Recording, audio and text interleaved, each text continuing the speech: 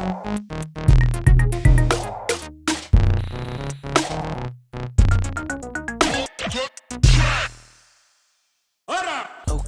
podcast episode number 13. An unlucky number, but I'd have to say I'm pretty lucky to consider today's guests a couple of friends and had a chance to have a scratch with them. So coming all the way from the land of the Vikings, we have Oslo Flow. Oslo Flow is made up of Blam, Plato, and Andre Bravo, who I was under the impression had recently joined the crew, but apparently he had already been apart for a while. They just hadn't really seen him because he was so busy with his DJing gigs and other things going on. So, yeah. And unfortunately, he didn't make it to the Community Scratch Games that Easter when I recorded this podcast last Easter. So I just sat down with Bam and Plato and kind of had a chat about all things Oslo Flow. For anybody who's seen or heard the guys cut, you know they have a really unique style. Both of them do. I'd say with their music and as well as their way of cutting, way of scratching. And in this talk, they gave some really unique insights on how they think of and approach scratching and music. So it's very, very cool one for me. For the performance, I selected a clip from their 2018 Community Scratch Barbecue set. It's just a small snippet, and the entire thing was published by Nozzle for the Scratch Blast tour. Kind of mini doc he did on all the different artists. So you can check that out. I'll put a link in the description for the entire thing. So I guess let's just get to it. Be sure to support Oslo Flow by grabbing their excellent scratch record that's put out on Cut and Paste. And of course, grab their music as well. I'll put links to both their music that's for sale on the Nozzle and Cut and Paste stores. And I'll put that down in the description. And of course, last but not least, support the podcast and the scratch artists by downloading the free Playground app for iOS. The beat in the background here is a new one we've just released from DJ Flip Flop out of LA. I'm sure you guys have seen him in the invitational battles and other things that he murders at. I believe he's doing Beat Junkie's School of Scratch videos as well.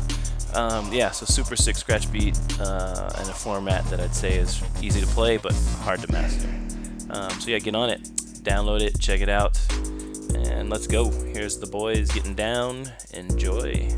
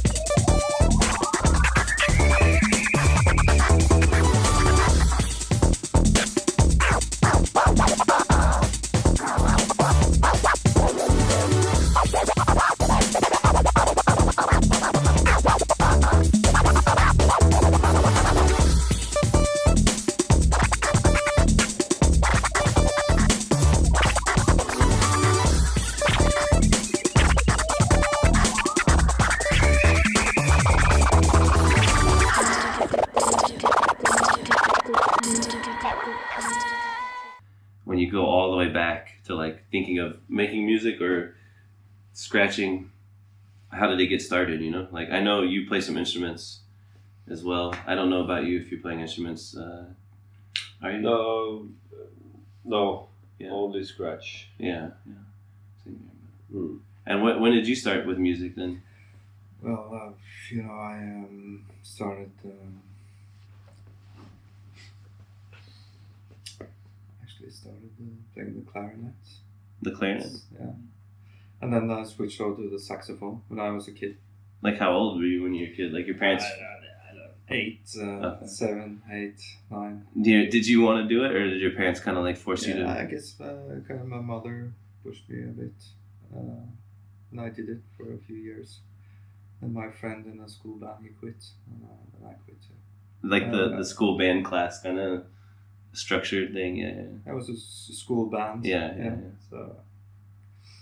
When did you quit that, or when did that end? How long did you do it for? 4 years, maybe 5 years. So until you were like 12 or 13, yeah, or something like that. Rebellious teen style. Yeah. I was playing football and hockey, and started to skateboarding as well. Yeah. I was quite interested in music, and I joined a band when I was 15, I guess. Okay. What style of music?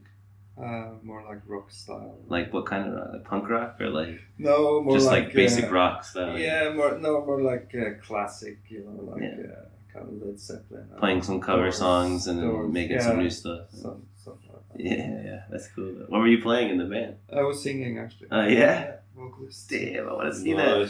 Do you got? Is there any videos or recordings of that stuff around anymore? What years was that? Everything is deleted. Yeah. But also you're pretty young, I guess, right? Like. Yeah. What year was it? How old are you? I don't even know how old you are anymore. I'm not sure. I'm 43. I will be 44. Okay. Yeah. So this was the 80s then? This was very early 90s. Okay. Yeah. And I had an interest in collecting vinyl. I guess I bought my first vinyl back in '82. Was the first I can remember actually. What was it? Do you remember? I bought it in a bookstore in a west coast Norwegian city called Molde. A very small city, more like a town. Yeah. That's where my grandparents come from. And I bought Killers by Kiss as a Kiss compilation album. Yeah. Only available on the European market. Other places. It seems like there was a lot of those, like those records. You see them all the time around Europe when you go like try to look for records. Those compilation records, like of like pop hits or European hit, or like American classics. You find those quite a lot. It seems like from the 70s and 80s. It seems like a real popular thing. I didn't really realize those existed until I started looking for records in Europe, and they're always in the bargain bins. Yeah. The first concert I attended, I was 9 years. It was in 1984, and it was a Kiss concert. Yeah, did you love it? You're like in the Drammens Hall. Yeah. Yeah, I loved it. Yeah. My father-in-law's favorite band is Kiss. Like he was like blew him away when he was young. Saw him a few times and was like so dope. Like the theatrics of it and everything. Yeah. He's really into it. Yeah. I don't actually like Gene Simmons though. Not anymore actually. Now that you know what his personality's like, and you can see the public. This is what his real style is. Yeah, I can see that for sure. And then what about you? How was your music starting? Like, how did you get into it, or what were you into when you were a kid? I used to play the piano.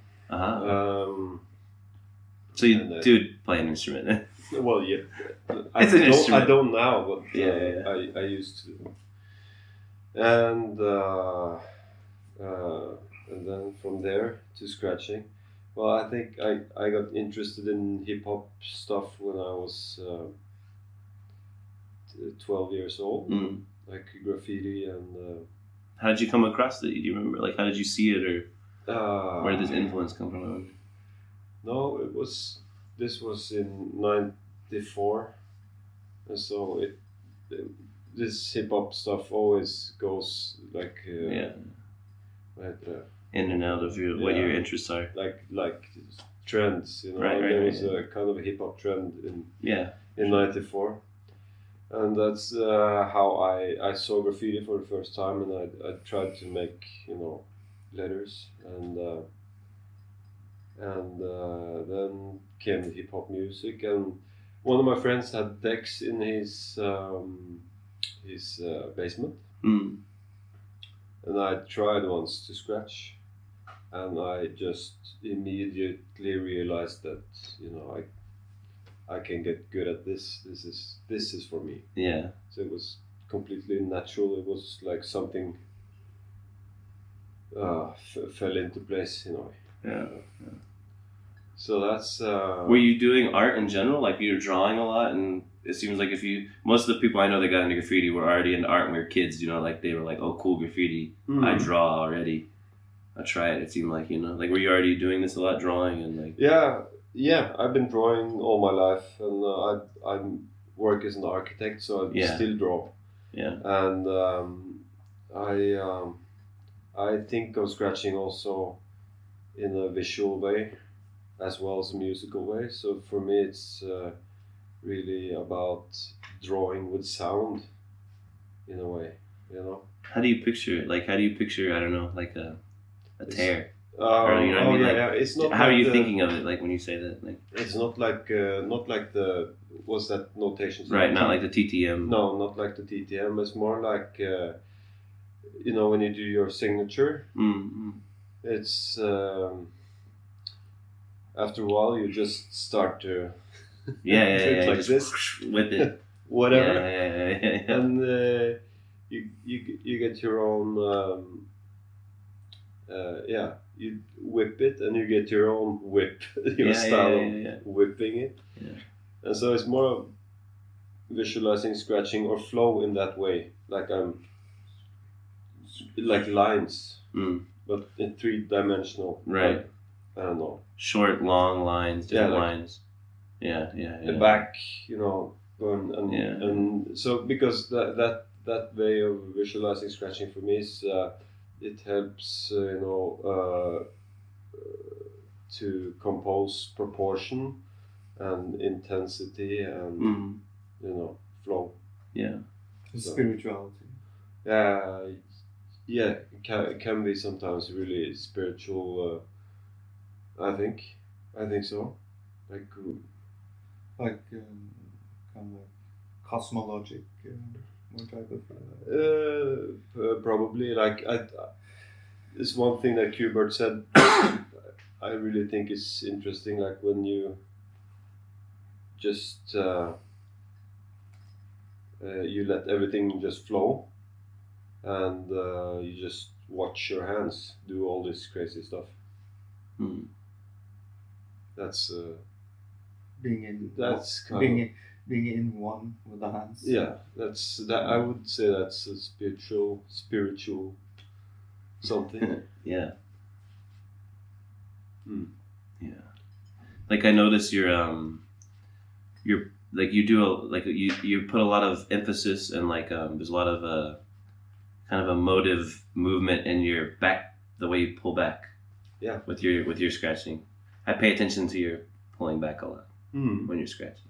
Yes. Which a lot of people either completely cut that out or it's just a little thing here and there.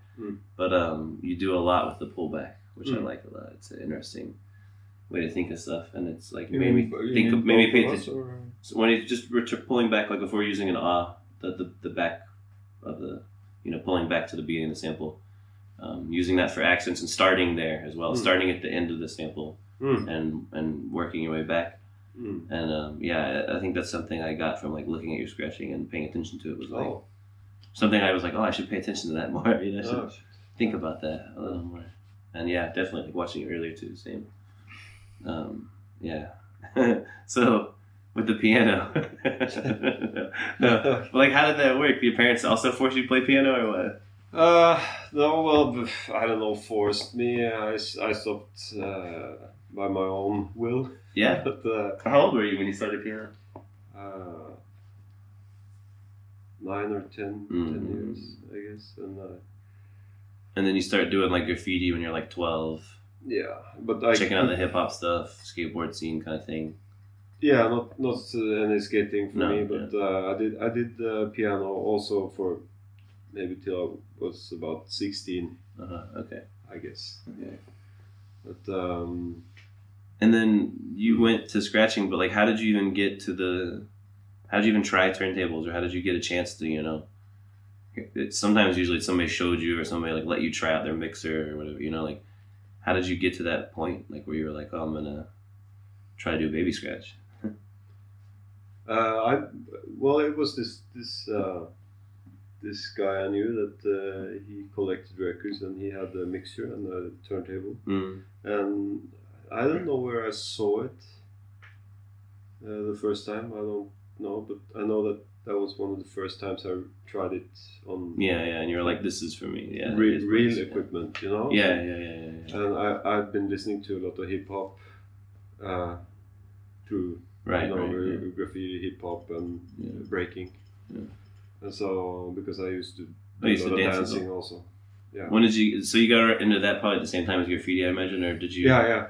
I've been doing a lot of that stuff, a lot of dancing. Yeah, I never really. I only half-hearted tried with my wife's little sister is much younger, and she was like 12. She was getting into hip hop dance, which is not breakdancing. No. And so I was like, you should try breakdancing, pushing her. And I downloaded some breakdance tutorials, and we put one on with her, and they were learning swipes, I think they called them. Yeah. And we were that's the only thing we played her out. I was trying it with her for like hours so I could get her into breakdancing, but I was not good at it. I was bruised knees by the end of the time. Sure. Oh yeah, it's easy to constantly bruise your whole body. How long did you breakdance for? When did you stop? That's. Or do you still bust out every once in a while if there's like the right people around and the right beat? Well, I started to break maybe in 95 or 96, and then I stopped maybe, not. I didn't do it that long, but I started again. I started dancing again, but then it was locking. If you know Yeah. And I did that for, that was some years.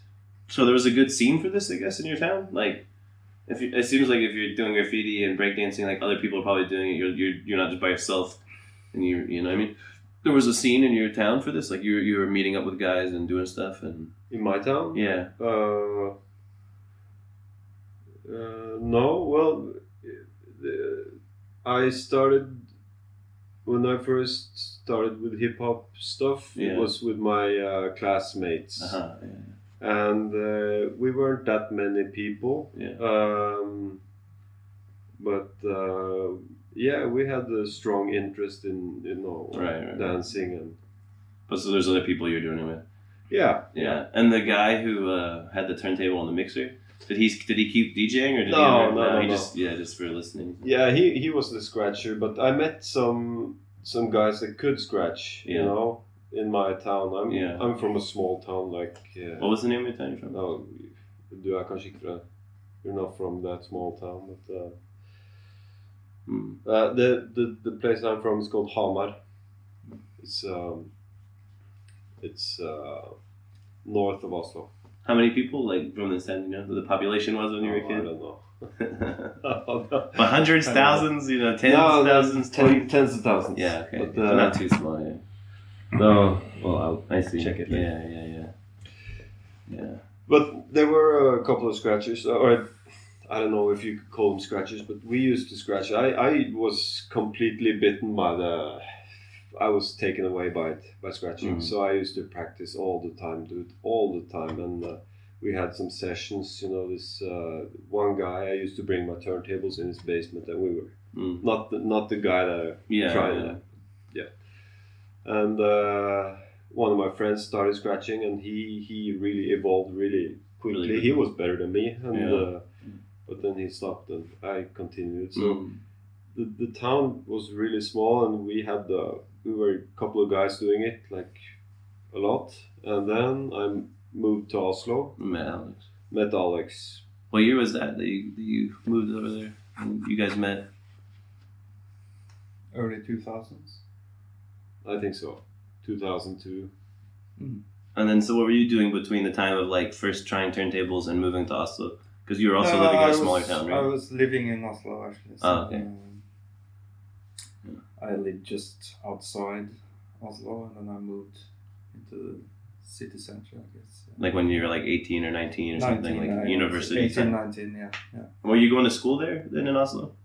No, just outside. Okay. Yeah. But then what about university? Because you obviously went to university for architecture and stuff. That was in Oslo. You were going to school, or Yeah. it's around this time you guys meet. You're going off to school in Oslo, or I didn't. like I university? didn't go to school then. I was just working. Okay. Well, actually, I went to school outside of Oslo, and I used to come into Oslo and go to Alex, hang out, and stay for the weekend, and just scratch all weekend. Yeah.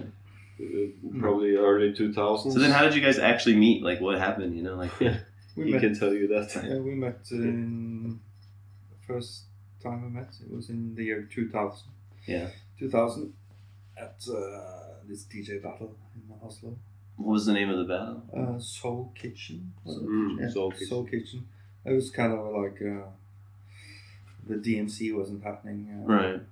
that year or some of the years. So they were arranged a Soul Kitchen battle in 2000, and then we met for the first time, and then we met again in 2001 at the same battle. Yeah, because we were both attending the next year. I was competing. Yeah, competing. I was competing in 2000, and Alex also joined in 2001. So. Who won the battle, Ed? Do you remember who won? Like, who was the big? I don't know much about like the scene. You know, like who was the big DJ then winning those battles, or who was the guys that were? I guess it was the big local. Goldfinger. Goldfinger, maybe. Yes. Yeah, There's a DJ called Goldfinger. Yeah. And DJ Saber, who won in 2000, I guess. He also won the Vestax Scandinavian extravaganza battles some year. He was a good battle DJ back then. And I guess Goldfinger as well. And Nasty Cut was now a major producer. He was a very talented Norwegian scratch battle DJ. And is there any of those guys still going, like still scratching, or is there any people that have been around like that kind of long time and stuck with it? Nasty Cut, he's a big time producer in I know his name from this. Yeah. In Hollywood and LA. Yeah. Saber, I don't think he's doing it anymore. But you have DJ Final. He is now called Cashmere Cat. And he has a big I've seen his thing. Electronic music career.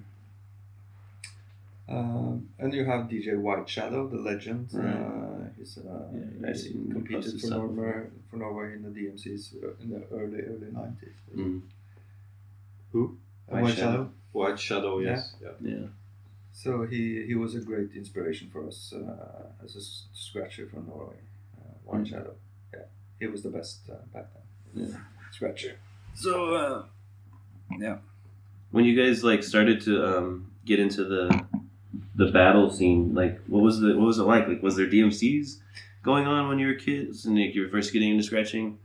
Was there something you could go to like watch a battle when you first started scratching at all, or was there meetups going on? You know what I mean? Like was there any like scratch meetups, kind of anything like that? There was DMC a few years. I know there was I remember DMC like from seeing the World thing and seeing people in it, but was there anything else going on? I guess you mentioned the Vestax one. Yeah, but that was not stuff in Norway, I guess. That Soul Kitchen battle was kind of the thing. Yeah. Once a year. And, but when we got contacts abroad, most of the scratching went down. How did that? Of Norway, actually. Most of the scratching has gone down outside of Norway. We're just practicing when we're home. We're not really performing anywhere. Right. We're just meeting up in Alex studio and scratching. So we've been doing it ever since we met. Just scratching. Yeah.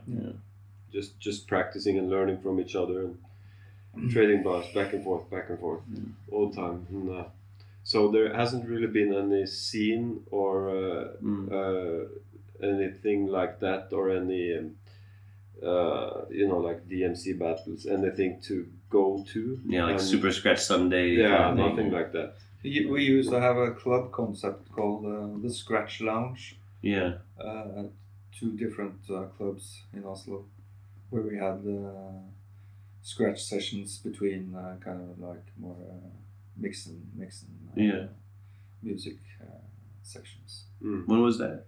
That was in the early 2000s. Okay. But mostly I think we inspired each other and listened to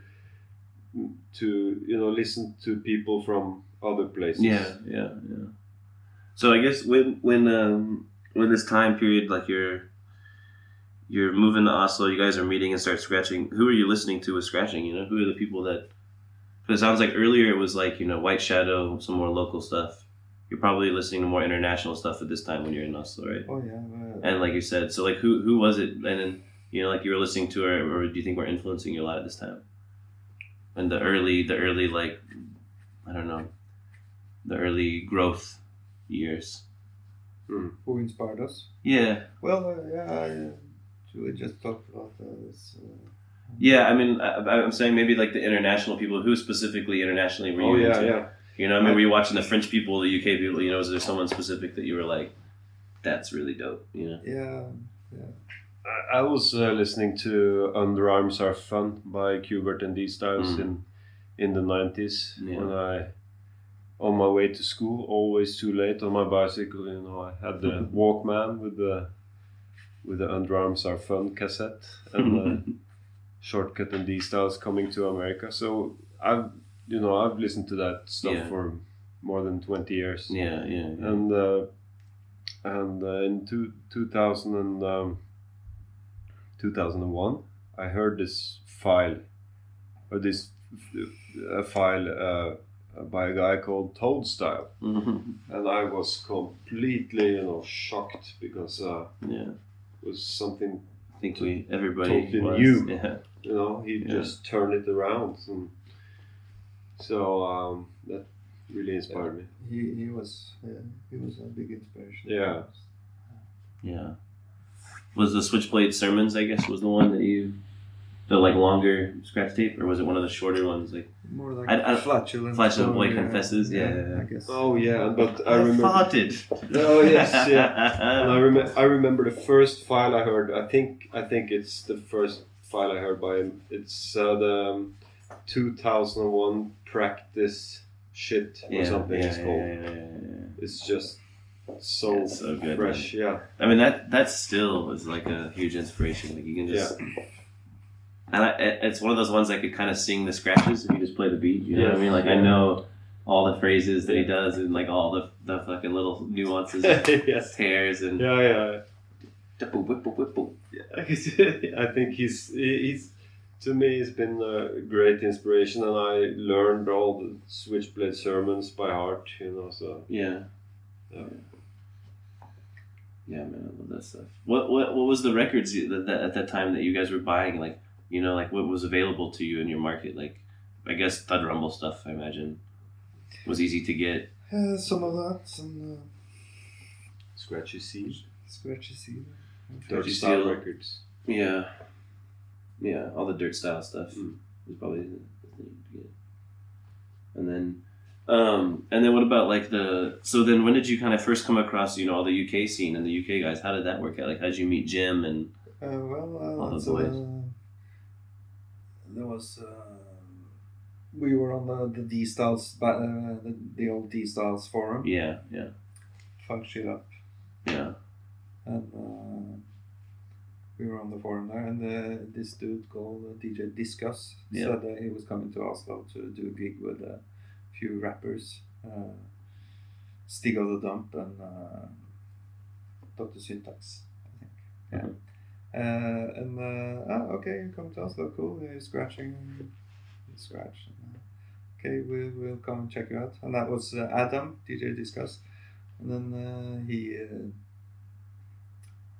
joined my place the next day, and we came to know each other. And then he invited us over to London, and me and Dag and Orman, I guess, went the first time, and then me and Dag, we kept going over, meeting Rich and Jim and Adam and the other. What year was that you guys first went over? 2007. Yeah. By that time, I think we'd already, kind of mastered the basics, gotten to a certain level. Yeah. So it was nice to meet them. And there's like that old video I saw of you guys with them, and I don't remember what year it is, but I feel like it's like 8 or 9 or 10. I'm trying to remember, and it's really, really, really good video, but I'm trying to remember. It's just like a blue wall or blue background. It's from Brighton. Yeah, at the old barbecue area or something. Yeah. Doing that. Before they built. Yeah. The whack content. Yeah. Around the whole place. Yeah. Yeah. So I was always wondering like if that was when that was in the timeline of you guys meeting and hanging out. That was a few years after. Yeah. I guess we met. Yeah. I think that was 2010. Was it? Yeah. I feel like 2010. Video, was right. I think so. And like, do you think once you guys started hanging out with them and scratching, how did that influence you, or did you think it? I don't know. What was that like? It gave us a boost and confidence, and it was really nice to meet some like-minded folks, peeps, folk. Yeah. So and we kind of pushed each other. Yeah. Fuck that's Norwegian, motherfucker. Fuck those English motherfucker. Yeah, man. The atmosphere at the barbecue is so fun. It reminds me of like when Kamilix was beating everybody in the head-to-head battles, and everybody's like, "Get that Polish son of a bitch out of here!" And then, laughing and saying, "Kick his ass!" And then he just destroyed everybody. Destroyed like 9 people in a row. Yeah, really fun. Yeah. Really, really fun. Yeah, last night was a fun battle as well. Yeah. So besides like the community scratch battles, you guys never wanted to bother with like or get into like the routines, the DMC routines kind of style, or do you guys ever go that route? And I did it you messed with it? 2001. But then I just focused more on making beats and scratching. And like, when did you get into the actual making beats side of things? Like, when did you first start trying that? I'm not sure. It started in, I guess, in the late 90s. I got a groove box. I know the groove box. Yeah. Made some beats on that, and then I got more into the computer. Had a EMU MoFat synth module, which I made some beats on, but sadly it's been it's a bit broken now, that synth. But the first vinyl we made together in 2002, a 12-inch, with the old group we had called Wrists of Fury, Wolf group. We made a 12-inch called Out of Sight, and I made a beat with that old synth module. Yeah, it's really nice sounding. But, yeah. And are you making beats as well, Dag?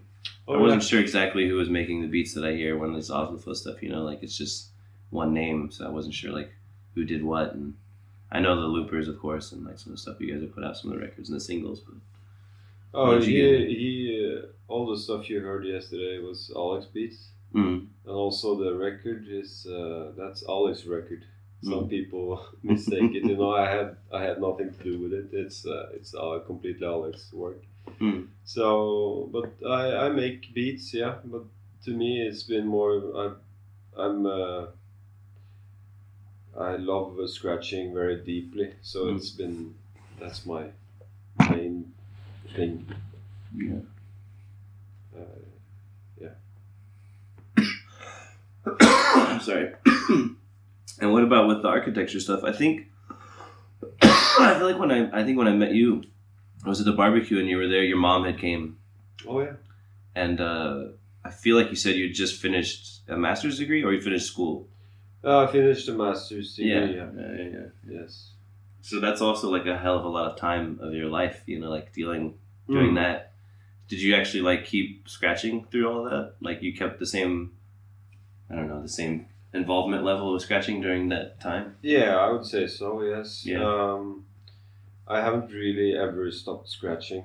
I've said a couple of times that I would, I think, but When was the last time you said you would? not able to do it. A couple of years ago. Yeah. Probably a couple of years ago, but then, when I came back into it, I think, at least for me, I feel I evolved like more than ever before. So When you take a break, or like you did take a break and you felt like you evolved, or you just meant like you just got back, you just decided not to? well, maybe I took a break because I used to scratch all the time, like all the time, and so, but then, sometimes I started taking breaks like maybe a month almost. Mm-hmm. So, but I But you're still thinking about it. oh yeah, Therefore, you evolve when you come back to it, maybe. yes, Yeah. and there's some stuff I've been trying to do, for probably 10 years or more, and it takes time, but if you just keep at it, Yeah. magic happens. And what about you? Yeah.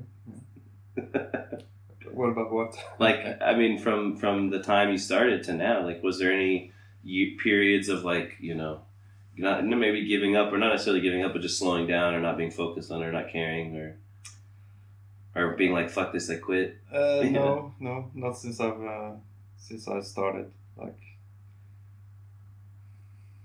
really getting deep into the core of kind of expressing sounds and beat structures and patterns and all this stuff.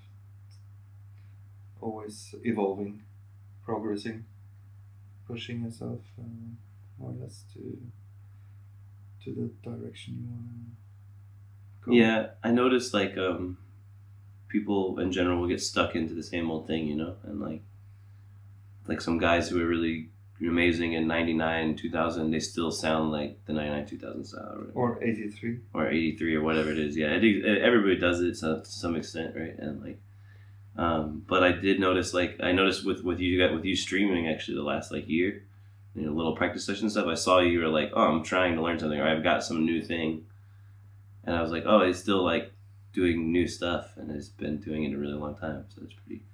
I don't know. It seems like not that many people stick with it that much, like, and keep going for it. So I guess what's the last thing that you were like, fuck this, I gotta learn it. Like I'm gonna figure this out, and achieved it. A new scratch or combo or like movement.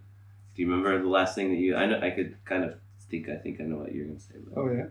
maybe I don't know. You sure? No, I don't. I'm not sure, but I know the last thing you kind of revealed. You kind of like revealed scratch, and but yeah, I'm just curious. I don't know. What was the last thing that you were like, I can't do this, but I'm gonna do this soon, and then you put yourself to it and learned it? Oh, it's the scratch I've been trying to summon. Yeah, that's a good word. You have to summon it That's because it's you're not in control of that stuff. It's the Unicron scratch, or it's like transforming. Transforming with another technique. Yeah, transforming with another technique and like incredibly fast. Yeah, hitting the Insane. Yeah, I know. That's what hitting the 32 subdivisions, I think. True avant-garde. I think. True avant-garde turntablism. When it works, it's. Yeah, I've seen the videos. Yeah. So when did that come to you, or when did you start really focusing on that?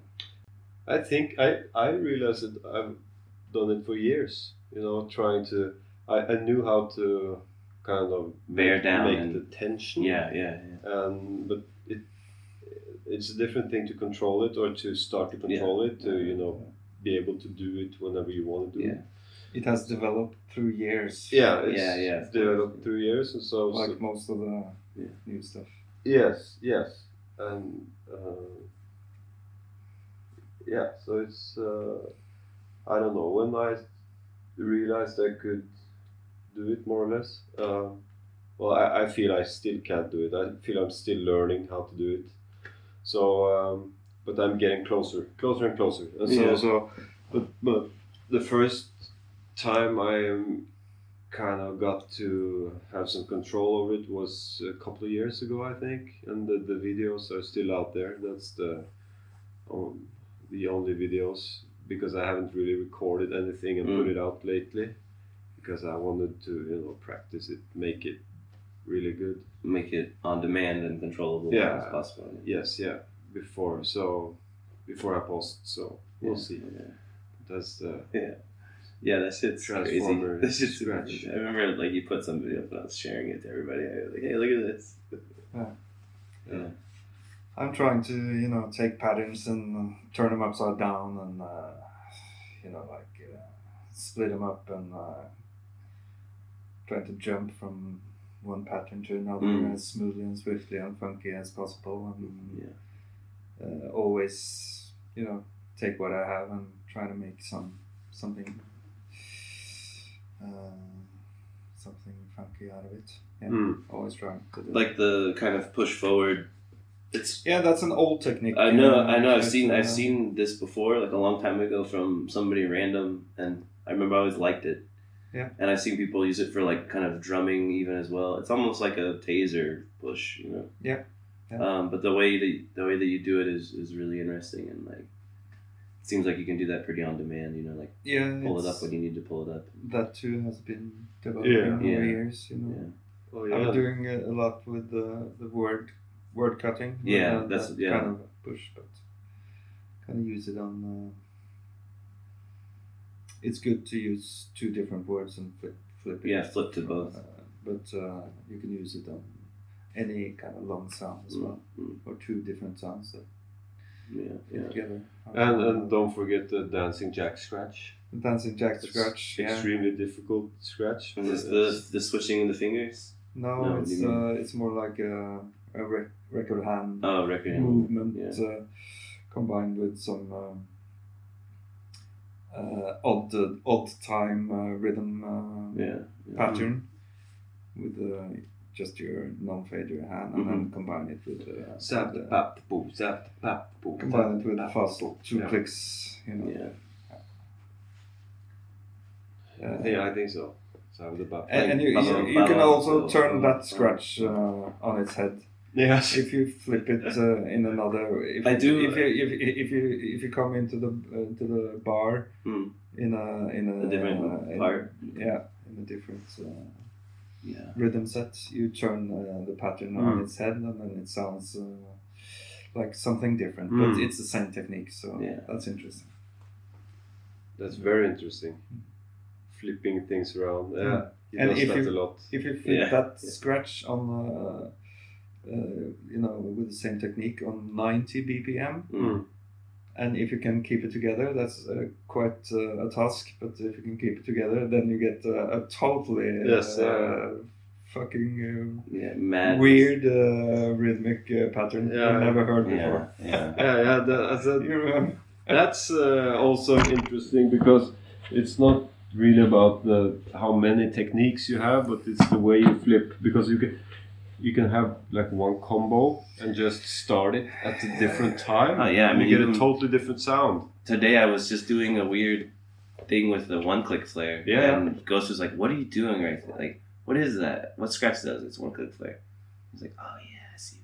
It's you made it sound weird. Exactly. You put a little twist to it and started a quarter bar after or before. Or hesitation, whatever. So I always try to, jump in on with the same technique, maybe on odd places, and I know this. Then you can really swing, and you can really hurt your head as well. Go diving into the road with your face first, because you don't pull it off. No, that's true. It's true.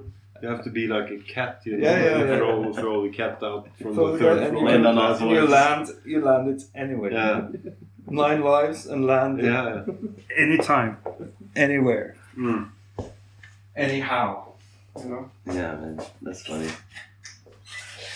What about with the Jeg tror vi må lukke døra. You can fall into the bathroom with the camera. Sorry, big stretch. So you're still living in Oslo? Yeah. Still living in Oslo, yes, yeah. Are you gonna stay there? You got a good job and you enjoy it, or like what's life like in Oslo for you? Oh yes, I have a family, so I'm gonna stay there. Yeah. And when your family, like as in wife and kid, or you mean like your parents and all that? Everybody's there basically. No, not my parents. No, my mother. They're in the same hometown. My family, my wife and kids. I didn't know you had kids. I do. Yeah. How many kids do you have? 3. Oh yeah, I had no idea. How old are they? They are 6, 11, and 17. Oh wow, Yeah. I had no clue. That's funny. I had no idea. So there's been a lot of stuff going on, you know. Yeah, man. That's scratching the whole time as well. Yeah. And what about what? Oh, that's a good. I'm so curious now. Like, and does your kids? What do they think about scratching? I think they're used to it. I haven't really ever pushed it. Right. Yeah. On them. Right. Yeah. But they've grown up. They ever give it a try or get into it? Yeah, sometimes. You know, yeah. They're not practicing or anything. No. Yeah. I have the turntables in the living room, so everybody has to listen. Yeah, everybody has to at least hear some clicking. Yes. That's funny. Yeah. That soap dispenser shoots soap at your shirt. You got it on your pants. I got it on my pants. So I was just asking him, what's your family situation? What's life like in Oslo? You know, like what's the deal? You know, I work and I have a family. I've got 2 kids. And how old are your kids again? No, it's soon to be 3 and I remember the soon to be 3. Yeah, so you know, got my hands full. What do they think about scratching? How does that work for them? They're kind of fascinated. They want to try, and I'm always like, don't do that. They want to spin. Yeah, of course, they just want to go ape shit with it. And turn on all the buttons on the mixer. Yeah. So I have one set up in my living room and down in the studio as well. Mm. So it's nice to have a place you can go and get them a cheap portable for Christmas so they don't screw up yours. Yeah. I'm thinking about maybe getting some €1 records from the thrift store that they can scratch up and ruin. Yeah. So that's it. You know. Yeah. And do they recognize, or what is your wife, or like, I don't know, have they seen you perform in front of people? Have they seen you scratch in front of people? And like, you know what I mean? Have they ever been to the games or barbecue or anything? My girl, she has seen me. Yeah. But not my kids. No. Just in the living room. Yeah. Doing some scratching. And how does she think about it? Like, I mean, is she annoyed by it, or she just doesn't care? She's whatever. Well, you know, after the kids, cool about it. She gets more and more annoyed about it. Yeah. When I scratch at improper hours. Yeah. Which is like the time you get to scratch, basically, also as well. You know? No, after work, I kind of sneak home for an hour, or an hour and a half. And if I have the energy, I can play some beats and make some beats. Yeah. Scratch a bit, and then gotta go to the kindergarten, pick up. Yeah. Then it's just time to roll. Yeah, for me as well. I wait till after baby bedtime, and then that's what I've been doing recently. Put on the headphones and scratch once the kid goes to bed. Yeah. So then I don't know. What's the what do you guys got coming up, or like what are you guys doing now? Like you put out the scratch record. Yeah, put out the record. So you're still making beats. You're still making music. What's the plan? Yes. No.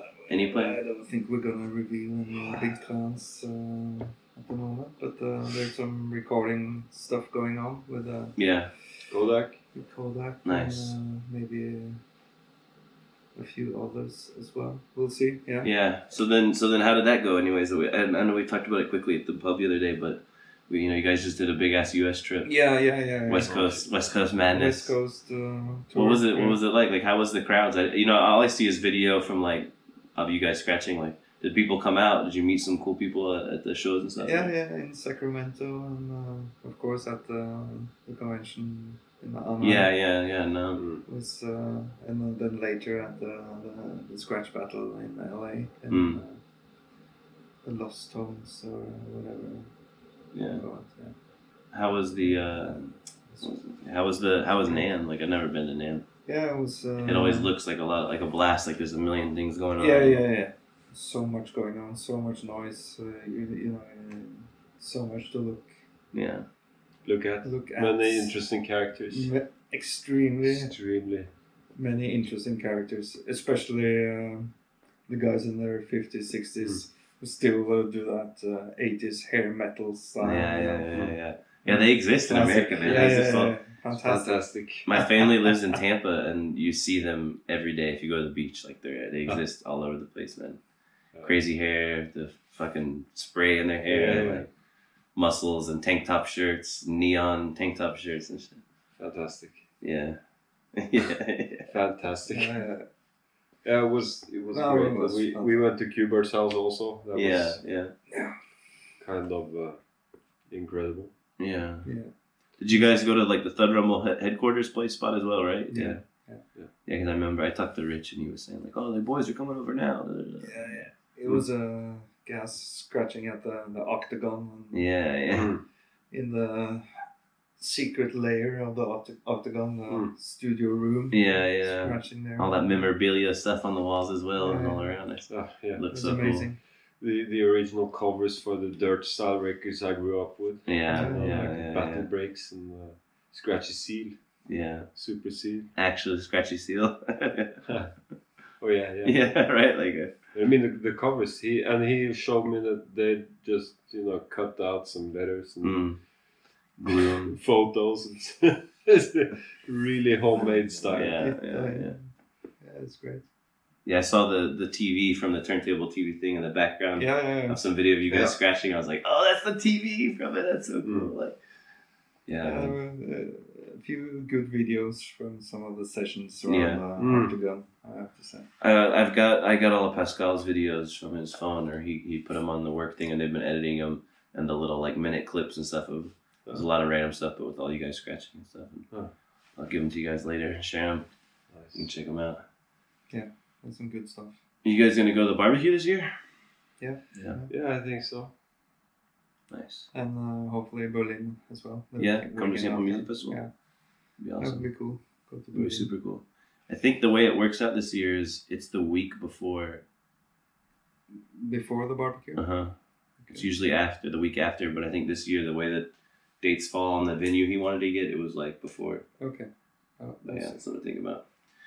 I'm trying to think of what else there is. So there's not much of a scene in Oslo.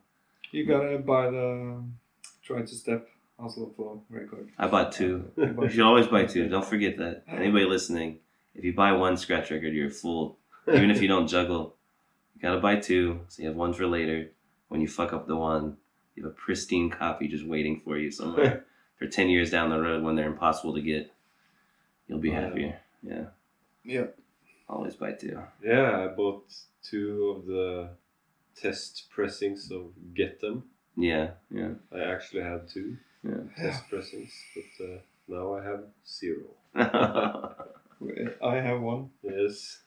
Where's the other one? I don't know. I think Omen has 1. I don't know. You don't know. Oh, wait a minute. What about Andre? That's what I was going to ask too. Like, how did you guys meet him? I completely forgot about him. Yeah, that's it. Because he's a dope scratcher that's local. Yeah. He's from a town called Larvik, and he, in the early 2000s, he came up to go check us out. So you've known him for a while. Yeah. And then a few years later, we met a friend of a friend who knew, because we had heard that he was one of the best in Norway scratchers. So you're like, oh yeah? Yeah, and we had we hadn't heard him, and we went, oh yeah. Yeah. We hadn't heard him, so we had to get in touch with him. And then we met him, and we scratched together. He joined the crew. And, nice. We did that. We had some club concepts, and we played a lot in clubs. those years. Yeah, it seems like he's DJing quite a lot, right? Yeah. Like he's constantly DJing, seems like. Then we kind of fell apart for a few years. And then me and Doug, we did our thing. Then we came back together again a few years ago. Oh, okay. Yeah, when I saw the come back together thing, and I thought it was like a first. I mean, that was just, I don't know why I thought that, but it was just, it's like, oh, we got a new guy, and I was like, oh, it's just some new dude, like, maybe he just moved to Oslo and you guys been hanging out or something, I didn't know. Yeah, what the deal was. No, we've known him for a long time. Yeah.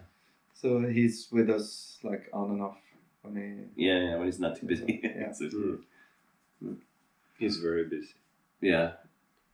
Seems like he really likes ramen. Like he's always posting eating at this ramen place. Ramen. Yeah, seems like it, right? Yeah. It's like obvious. I don't even know him that well. And all I see is DJing here, eating ramen here, DJing here, eating ramen here. I'm like, I know this guy's life is all about. Yeah. That's the beat. Yeah. That's the melody over there. That's the song. That's the refrain. That's the chorus. Yeah. Nice. Yeah, I guess I'm out of questions, really, man. I asked about Andre. I forgot about him. I don't know. That's it. Anything else you want to talk about, or anything you think is interesting that I might have missed about you boys? Well, we're still working on stuff. And, yeah, so you got some stuff you're still working on to come out eventually. You're not just giving it up. So, no. Some small plans. And, yeah. So we'll see. Yeah. Some loopers and some beats and stuff, or? Loopers, I don't know. But, I find that your guys' loopers always have like one really hard for me to scratch to beat, which is I like. Probably made by this gentleman. And which is cool. Like it's kind of like a lot of times people be like, put on that Oslo Flow looper. There's this one beat I just gotta figure out, and like I've heard that a few times. Like, yeah, it's like you want to be good at it. It's not like, oh, that beat sucks. It's like I want to be able to cut on that beat. Yeah. So shall we do some cuts? Or, on the portable? Yeah, I'm down, man. Cool. I don't know what's going on back at the games. It's 7:40. Yeah, cool. Thanks, guys. Thank you. Yeah, man. Thanks for having a chat. Thank you. Thank you. Peace out. Yeah. All day. Oh, right. Nice. Spill noen av dine beats da. Oh fuck, I was sitting with my fly open the last... I couldn't see it. Nobody will know. I think you were up like this quite often. Okay. See if I won't notice.